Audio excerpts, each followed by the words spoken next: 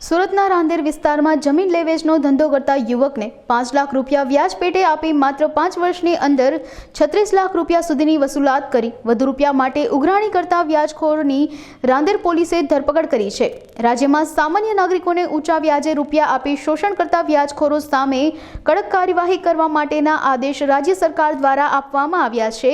ત્યારે આ આદેશોના પગલે છેલ્લા કેટલાક દિવસોથી શહેરમાં પોલીસ કમિશનરની સૂચના અન્વયે વ્યાજખોરો સામે વિશેષ ઝુંબેશ હાથ ધરી કાર્યવાહી કરવામાં આવી રહી છે। જ્યાં સુરતના રાંદેર વિસ્તારમાં જમીન દલાલની ફરિયાદના આધારે રાંદેર પોલીસે કડક કાર્યવાહી કરી છે।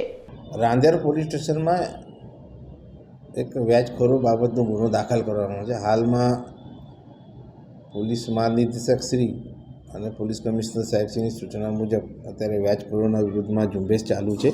એના અનુસંધાનમાં રાંદેર પોલીસ સ્ટેશનના પીઆઈના સ્ટાફના માણસો પાસેથી આ કામના ફરિયાદી વિપુલભાઈ આહિર નાઓ આવેલ અને તેઓની ફરિયાદ જાહેર કરતા એ અંગેનો ગુનો દાખલ કરેલ છે। એની અંદર હકીકત એવી છે કે આ કામના આરોપીએ ફરિયાદીને 6 લાખ રૂપિયા 5 વર્ષ પહેલાં આપ્યા હતા અને એને ધીરે ટુકડે એને વ્યાજ સાથેના આશરે 36 લાખ રૂપિયા પરત કરી દીધેલ હોવા છતાં પણ આ કામે આરોપી વારે ઘડી ફરિયાદીને ફોન કરી અને ટોર્ચર કરતા હોય ને ફોન ઉપર ગાળો બી બોલતા હોય છે અને માનસિક રીતે બી અને એનો અવારનવાર પૈસાની માંગણી કરતા, જે અંગે હાલમાં જે વ્યાજખોરો અંગેની ઝુંબેશ ચાલુ છે। એટલે આ કામના ફરિયાદી પોલીસ સ્ટેશનમાં આવેલ અને પોલીસ સ્ટેશનમાં એમને પોતાની ફરિયાદ જાહેર કરતા આરોપી વિરુદ્ધમાં ગુનો દાખલ કરવામાં આવે છે અને આરોપીને અટક કરવામાં આવે છે। હાલમાં આરોપીની પૂછપરછ ચાલુ છે।